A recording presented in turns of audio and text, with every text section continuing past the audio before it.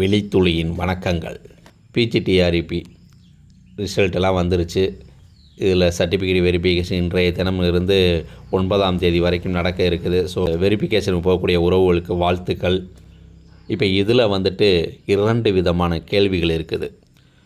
ஒன்று, tentative answer கீழே ஒரு மதிப்பெண்ணும் ஃபைனல் ஆன்சர் கீழே ஒரு மதிப்பெண்ணும் வருது.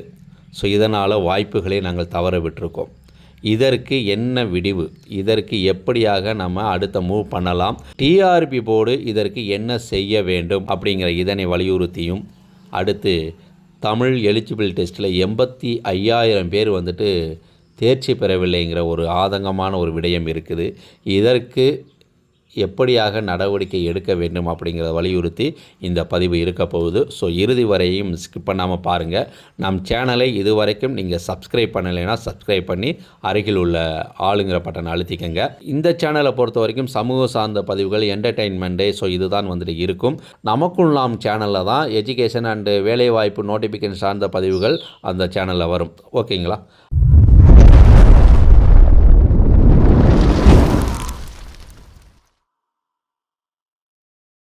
பிஜிடிஆர்பி தேர்வு ரிசல்ட்டு வந்துருச்சு. இதில் 85,000 பேர் தேர்ச்சி இல்லை தமிழ் எலிஜிபிள் டெஸ்ட்டில். உண்மையிலே வருத்தமான ஒரு விடயம்தான். 85,000 பேர் தேர்ச்சி இல்லைன்னா இங்கே தமிழ் எந்த அளவிற்கு வளர்ந்து நிற்குது அப்படிங்கிற ஒரு கேள்வி வருது இல்லையா? இதில் என்ன ஒரு வேதனையான ஒரு விடயம்னா, 1ஆம் வகுப்பில் இருந்து 12ஆம் வகுப்பு வரைக்கும் தமிழ் மொழியிலேயே படித்தவர்கள் அனைத்து பாடத்தையும் அவர்களே தேர்ச்சி பெறவில்லை தமிழ் எலிஜிபிள் டெஸ்ட்டில் அப்படிங்கிறது வருந்தத்தக்க ஒரு விடயம் தானே. இதில் கொடுமை என்னென்னா, எம்ஏ தமிழ் முடித்தவர்களே தமிழ் எலிஜிபிள் டெஸ்ட்டில் தேர்ச்சி பெறவில்லை அப்படிங்கிறது. ஆனால் இதற்காக தேர்வர்களை நம்ம குறை சொல்ல முடியுமா? ஏன்னா பிஜிடிஆர்பிக்கு தமிழ் எலிஜிபிள் டெஸ்ட்டுங்கிறது இதுதான் ஃபஸ்ட்டு முறை. நமக்கும் நாம் சேனலே பல முறை சொல்லியிருக்கிறோம். ஸோ மேஜரையே எல்லாருமே கவனம் செலுத்துகிறீங்க.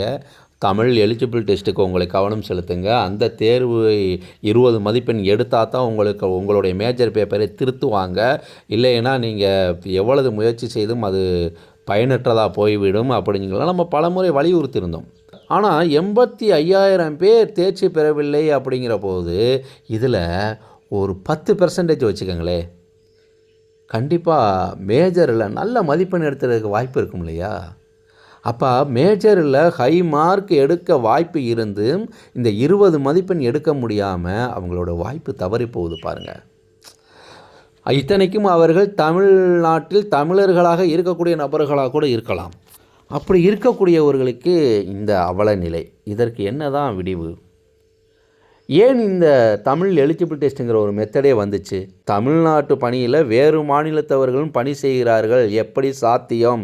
தமிழே தெரியாமல் எப்படி அவர்கள் தேர்ச்சி பெற்றார்கள்ங்கிற கேள்விகள் அடிக்கடி வந்ததுனால தான் இந்த தமிழ் எலிஜிபிள் டெஸ்ட்டுங்கிற ஒரு மெத்தடையே அனைத்து தேர்வுக்குமே கட்டாயமாக்கியிருக்காங்க. ஆனால் ஆசிரியர் பணிகள் 85,000 பேர் தோல்வி அப்படிங்கிறது இதில் என்னென்னா, தமிழ் மொழியில் 12ஆம் வகுப்பு படித்த வரைக்கும் தான். அதற்கு பிறகு மேஜரிலே கவனம் செலுத்தி அதுலேயும் சில பாடங்களை இப்போ காமர்ஸ்லாம் எடுத்துக்கிட்டிங்கன்னா தமிழ் மொழிக்கு பிகாம்லலாம் ஆப்ஷன் உண்டு. அப்போ தமிழ் மொழியோட ஆப்ஷனை தான் எடுத்துப்பான். அந்த ஆப்ஷன் அதர் லாங்குவேஜ்னு அர்த்தம் இல்லை, பிசிஓம் அப்படின்னு சொல்லிட்டுலாம் இருக்கும். ஸோ அதை எடுத்து படித்தவர்களும் இருக்கிறாங்க. அப்போ அவர்கள் தமிழ் மொழியில் எப்படி புலமை பெற்றிருப்பாங்க? அதே மாதிரி பிஜி டிகிரி போயிட்டிங்கன்னா அங்கே தமிழ் மொழிக்கு வாய்ப்பே இல்லாமல் போயிடும். அப்போ அவர்கள் 12ஆம் வகுப்பு வரைக்கும் படித்தது தான். படித்த காலங்களில் 12ஆம் வகுப்புக்கு பிறகு 6 வருடமாக தமிழ் மொழியே படிக்காதவர்கள் அவர்கள் மீண்டும் இந்த தமிழ் மொழியை படிக்கணும் அப்படிங்கிற போது அவர்களுக்கு இருக்கக்கூடிய சிக்கல். அப்போ இதனை கட்டாயப்படுத்தணும். இப்போ பிஹெச்டிஎம் எடுத்துக்கிட்டிங்கன்னா கல்லூரி முடித்த வரைக்கும் தமிழில் படிச்சிருக்கணும் அப்படின்னு சொல்லிடுறாங்க. தமிழ் பாடத்தை படித்ததில்லை, தமிழ்லேயே தேர்வு எழுதியிருக்கணும், அனைத்து பாடங்களையும் தமிழில் தேர்வு எழுதியிருக்கணும் அப்படிங்கிறாங்க. ஸோ அப்படி தமிழ் மொழியிலே தேர்வு எழுதினவர்களுக்கு பிஹெச்டிஎம்மில் வேலை வாய்ப்பில் முன்னுரிமை, ரைட்டு, மகிழ்ச்சியான ஒரு விடயம். ஆனால் பாருங்கள், தமிழ் கட்டாயங்கிறது கல்லூரியிலேயே ஒவ்வொரு செமஸ்டர்லையும் இந்த தமிழ் மொழியும் சேர்த்து படிக்கக்கூடிய ஒரு விடயத்தை செய்ய வேண்டும், கட்டாயப்படுத்த வேண்டும். அது கட்டாயமாக்காத வரைக்கும் இந்த அவலம் இருக்கத்தான் செய்யும். மெல்ல மெல்ல தமிழ் சாகும். இந்த தேர்வில் தேர்ச்சி பெற்றவர்கள்லாம் தமிழில் புலமை பெற்றவர்களாகவும், தேர்ச்சி பெறாதவர்களாம் தமிழ் மொழியே தெரியாதவர்கள்னு அர்த்தம் இல்லை. கொஸ்டின் அந்த நேரத்தில் என்ன அமையுதோ அதை வந்துட்டு எழுதியிருக்காங்க, அதில் அவர்களுக்கு கிளிக் ஆகலை, அவ்வளவுதான். இது வந்துட்டு நம்மளுடைய திறமையும் அதிர்ஷ்டமும் இணைந்தால்தான் அதில் வந்துட்டு வாய்ப்பு. ஸோ அப்படி இருக்கும்போது இதை தமிழ் மொழியில் நாலேஜ் இல்லாதவர்கள் இந்த 85,000 பேர்கள்னால் சொல்வதெல்லாம் அது அபத்தம், ரைட்டுங்களா?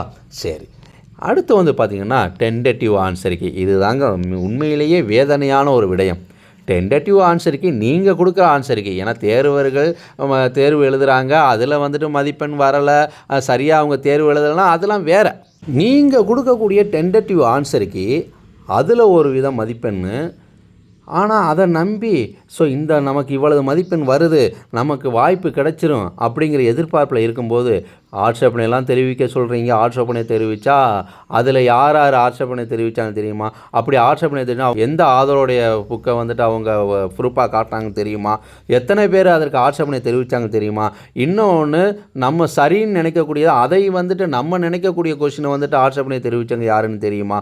இப்போ சிலருக்கு வந்துட்டு நம்ம இப்போ பார்க்கும்போது நமக்கு இது சரின்னு நம்ம மார்க் பண்ணி வச்சுருப்போம். நம்ம அதற்கான ஒரு ஆதரவு வந்துட்டு ஸ்டாண்டர்ட் ஆதரவை நம்ம பார்த்துருக்க மாட்டோம்.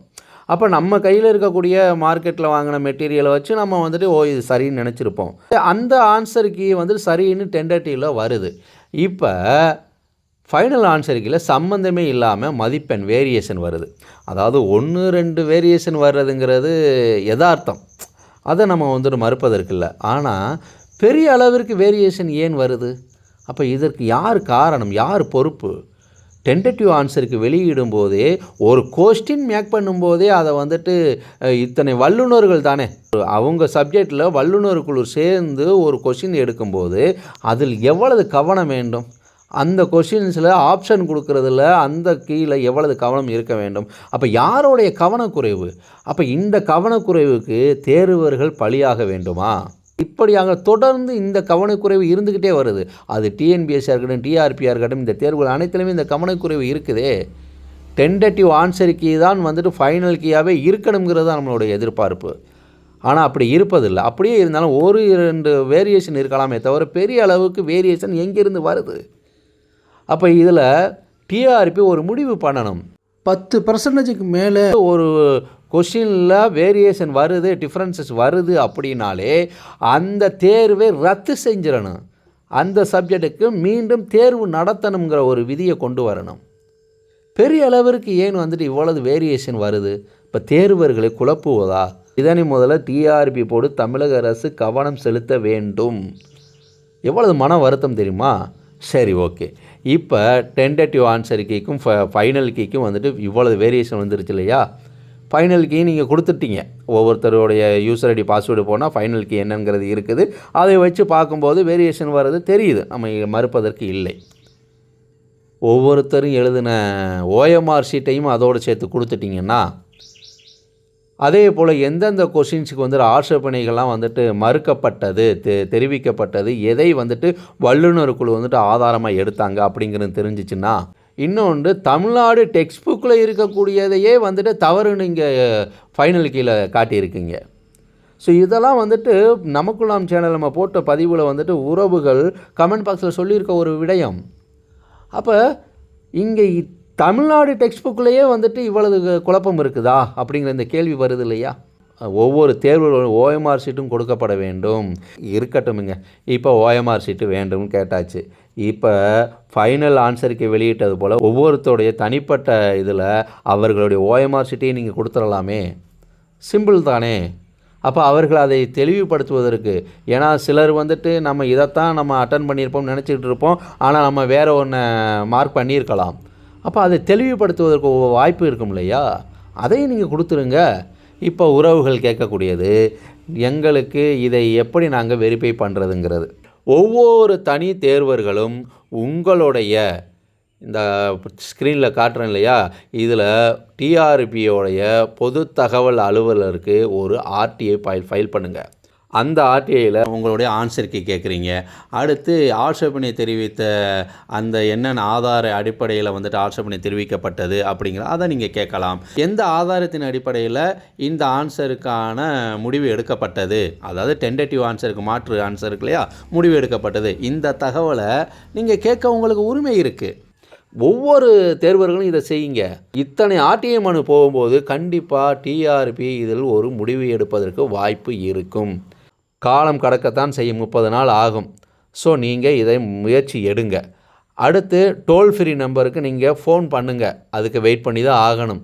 அதற்கு உடனே கால் எடுக்க மாட்டாங்க. சரி, நீங்கள் ஃபோன் பண்ணுங்கள், மெயில் வைங்க, எல்லாத்தையுமே நீங்கள் பயன்படுத்துங்க. ஆனால் தகவல் பெறும் உரிமை சட்டத்தை பயன்படுத்துங்க. நீங்கள் பொறுமையை காக்க வேண்டும். ரைட்டுங்களா? தனிநபர் தகவல் உங்களுக்கு தராமல் போயிடுவாங்களா அப்படின்னா, இப்போ ஒன்றும் இல்லைங்க, சட்டமன்றத்துலையும் பாராளுமன்றத்துலையும் உங்களுடைய என்ன நடந்துச்சு டிஆர்பியில் நீங்கள் அந்த ஆன்சருக்கு எல்லாத்தையுமே கொண்டு வாங்க அப்படின்னு சொன்னால் அதை காட்டுவாங்களா மாட்டாங்களா? இது அப்படிப்பட்ட இராணுவ ரகசியம் உள்ளதா? அதை சட்டமன்றத்துக்கும் பாராளுமன்றத்துக்கும் கொடுப்பதற்கான ஒரு ஆவணம் தானே. அப்போ இது சட்டமன்றம் பாராளுமன்றத்துக்கும் கொடுக்கக்கூடிய தகவல் பெறும் உரிமை சட்டத்தில் 8, 9 படி இதை கொடுக்கக்கூடிய ஒரு தகவல் தானே. ஸோ அதனை வலியுறுத்தி நீங்கள் கேளுங்க. கண்டிப்பாக ஒரு விடிவு காலம் வரும்னு நம்ம எதிர்பார்ப்போம். ஸோ மேலும் பதிவுகளுக்கு நம் சேனலை தொடர்ந்து ஃபாலோ பண்ணுங்கள். நம் சேனலை சப்ஸ்கிரைப் பண்ணாதவங்க சப்ஸ்கிரைப் பண்ணிக்கோங்க. மீண்டும் ஒரு நல்லதொரு வாய்ப்பில் சந்திப்போம். நன்றி, வணக்கம்.